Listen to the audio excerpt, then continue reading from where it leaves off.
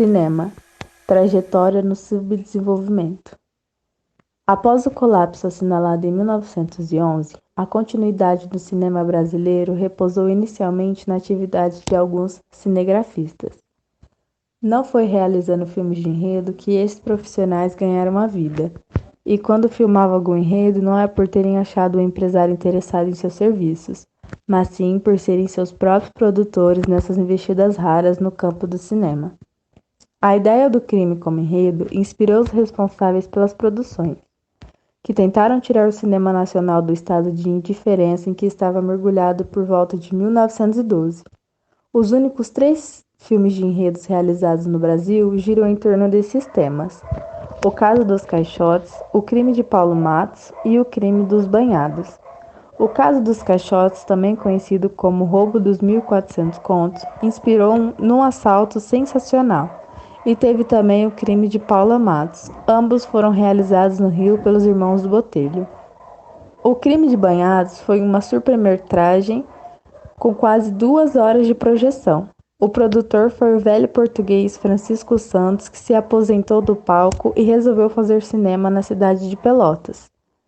Na próspera Pelotas, Francisco Santos, dono de uma sala de cinema e ligado ainda a outros negócios, escrevia, produzia, dirigia, filmava e interpretava seus filmes.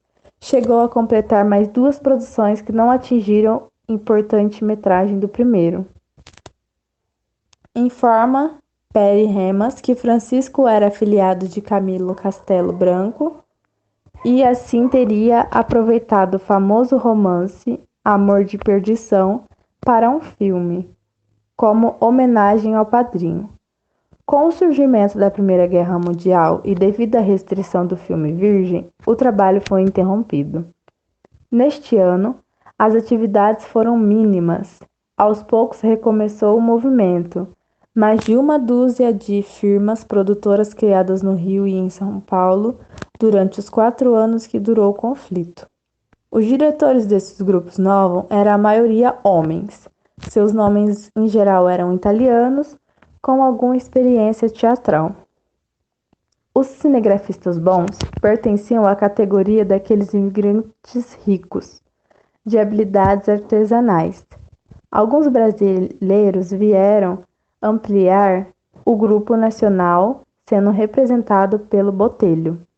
Houve vários cinegrafistas diretores no ano de 1917. Mas aproximadamente em 1922, os cineastas de maior relevo foram Luiz de Barros, no Rio, e José Medina, em São Paulo. Devido ao número de cineastas, pode levar a crer que foi grande o crescimento dos cinemas de ficção no período do cinema brasileiro em média anual, entre 1912 e 1922. Foi apenas 6 filmes. Devido à paralisação do ano de 1912, chegaram a uma produção de 16 filmes em 1917. Houve uma queda brusca no ano seguinte. A participação do Brasil na guerra provocou um número razoável de filmes. Com esses surtos de filmes mais ou menos históricos, a crônica criminal perdeu aquela antiga vitalidade, mas volta em 1920 com o filme O Crime de Cravinhos. Muito mais elaborados deveriam ser os filmes.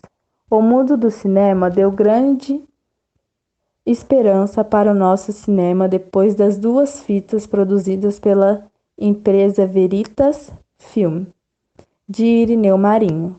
Poderia ter sido o auler do ano do novo período que estava se iniciando. Mas após 4 fitas, Irineu Marinho abandonou as atividades cinematográficas. Luiz de Barros é responsável por mais de meia dúzia de filmes do período que focalizamos. Luiz de Barros teve como obras o primeiro filme realizado, chamado Perdida, com a participação do renomado ator da época nos meios teatrais, Leopoldo Flores.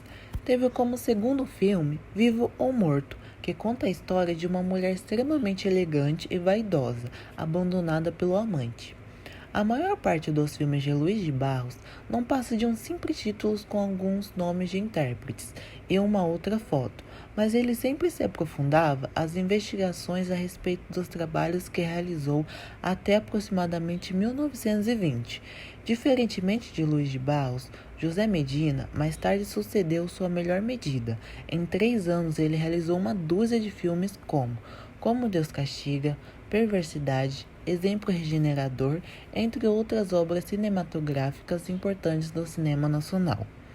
Depois de Luiz de Barros e José Medina, cabe também uma menção de Vittorio Capellago, italiano, responsável por vários dos filmes inspirados em obras literárias brasileiras. Vittorio Capellago, entre 1915 e 1918, adaptou grandes obras como Inocência, Iracema, O Guarani, O Mulato e O Garimpeiro. Alguns dos filmes inspirados na nossa literatura, sem dúvidas, e que provocou maior impressão foi o Luciola, produzido cinematografada pelo veterano Leal, trazendo características melodramáticas e com algumas semelhanças de Vivo ou Morto. Antônia de Negri, preferida atriz de Luiz de Barros, teve seus momentos de popularidade, mas nem sempre vinculados a peças interpretadas e filmes. Nascida em Califórnia em 1901, ainda pequena, veio para o Brasil, onde se dedicou ao curso de bailarina e teatro. Na companhia de Lucinda, teve algum mérito. Entre as atrizes que se destacaram no período, incluindo 2 brasileiras, como Yolanda Diniz e Iracema de Alencar, preciosamente a heroína de Iracema.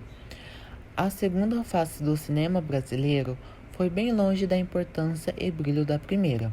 Embora em partes da época foram respectivamente relevantes para seu desenvolvimento, tornou-se ainda mais difícil o acesso à produção nacional, dificultando seus acessos aos circuitos de salas.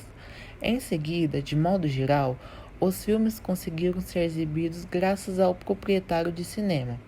Grandes homens de prestígio como Irineu Marinho, Olavo Bilac, Coelho Neto ou Medeiros Albuquerque aproximaram-se, mas durou pouco pela suscita breve animação que reinou em 1917.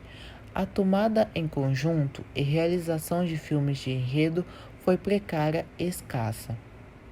Em 1922, o presidente Epitácio Pessoa encarregava uma comissão de organizar as comemorações do centenário da independência. E entre esses planos estava incluído o cinema. Por dificuldades de produção e desenvolvimento do filme do centenário, não foi feito, por não acreditarem e não existissem pessoas de realizar um filme posado. Por fim, o cinema acabou por participar intensamente das comemorações do centenário, mas em forma de documentários e jornais. Não houve registros cinematográficos e nem cinegrafista do Rio de Janeiro, de São Paulo ou qualquer outra cidade que tiveram encomendas de trabalhos no ano de 1922. Isso deixa claro que no Brasil o único cinema possível era natural e a partir disso deu-se início à terceira época.